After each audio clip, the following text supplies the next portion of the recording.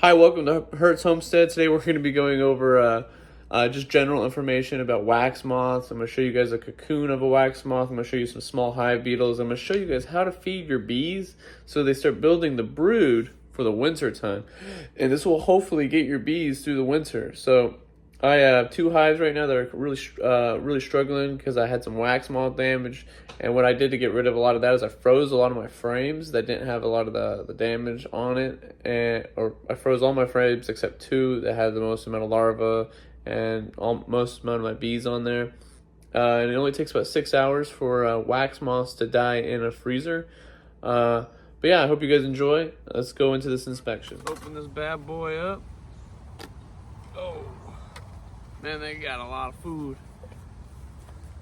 Which is good, because this part of the season, it starts slowing down the food supply around this area.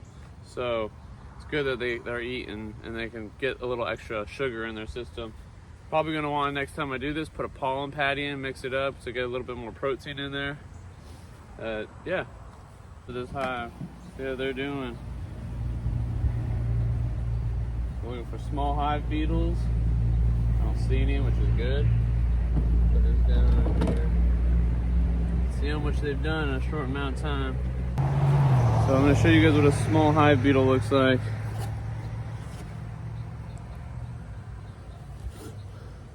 See that little sucker? It's going to kill that thing. You don't want those in. Start keeping count of how many we get. Point. I got 1 point. So every beekeeper has small hive beetles. That's just something that's kind of normal that you'll see as you become a beekeeper. They're always there hiding, doing pesky little things where you don't want them to. But one of the cocoons look like, and I froze all my frames except the main two that had the most amount of larvae on there and wax. Just because this hive is already really struggling. It's not that big. It's only about 3 frames. This is what a queen cell looks like. And the way you know that the queen has hatched is it doesn't have they can emerge from either here and the top. So looks like we've had a new queen in this hive for a while now, but I just figured I'd show you guys that because not everybody knows what that type of stuff looks like. You can see that they're putting away, building more wax up, and that's good. It means they're growing.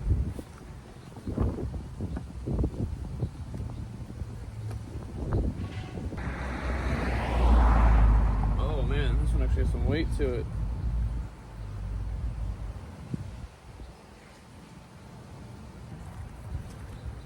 So if you look at this frame, you don't see much right now. But if you look right here, you can see that they're building like a queen cup. But that one, I don't see anything in. So that one would be a practice queen cup. Oh, but there's another one. There's another one right here. I don't see anything in that one either. Oh, I do see an egg in it though. So this is going to be something we're going to want to check up on. But we should still have our queen in here laying. I see eggs.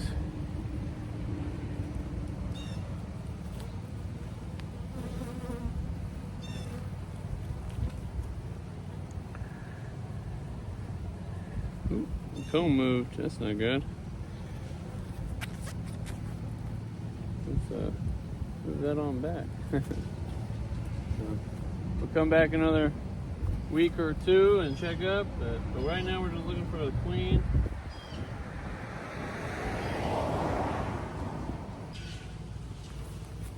So you can see where we stuck the rubber band on, they finally snapped it, so we'll take that off for them. Make their lives a little easier.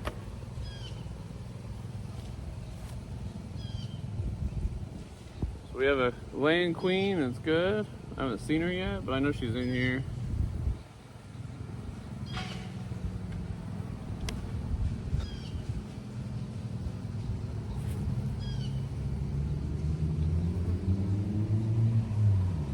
So happy they're doing good.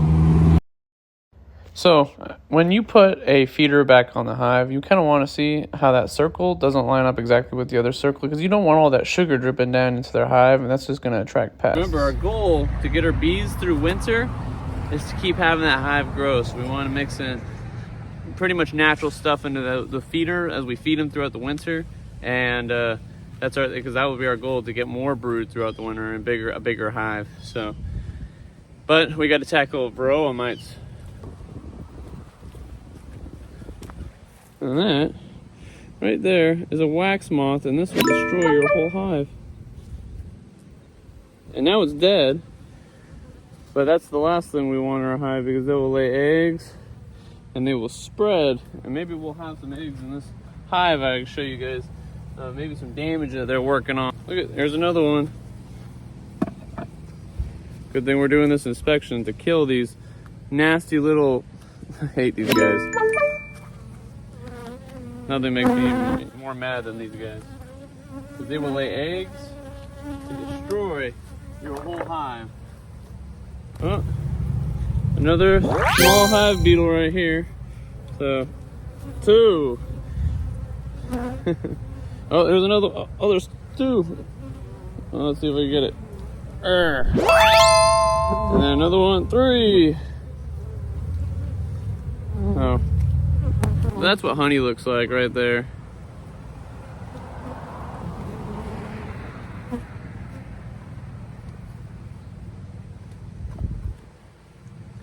Oh man.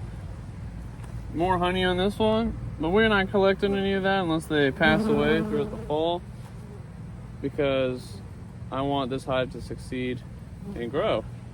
And because bees are expensive. It cost me $145 for these bees.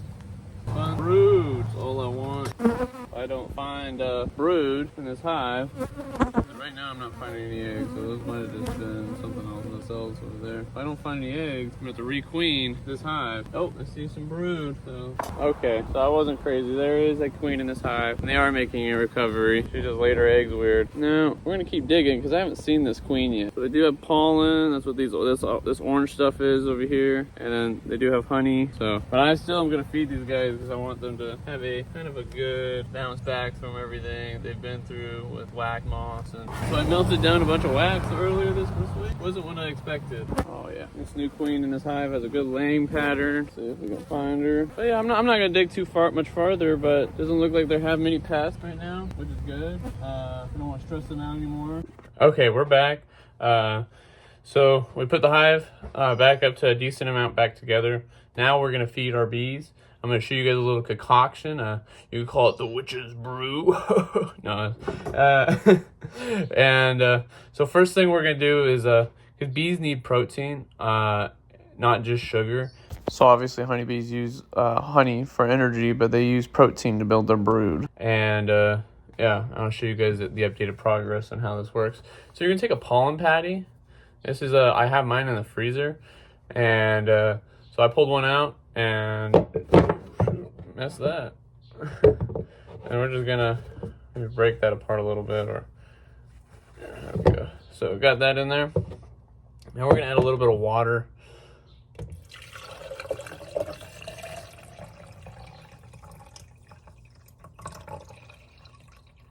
And then we're gonna brew this all together. Yes. So, because bees need like essential amino acids and proteins and stuff, and this will supply a lot of that. So we'll get this up on here. Looks disgusting already. I'm gonna plug my light.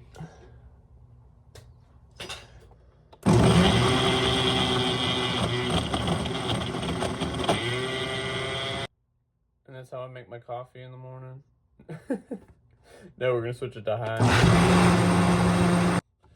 Pop this off. Plug my light back in, so you guys wanna watch my video, because if I don't have proper lighting, everybody unsubscribes. Okay, so we got our coffee. Ooh, stinker. So we're gonna mix this in, and then add a bunch of sugar in here, and that it's gonna give them their protein.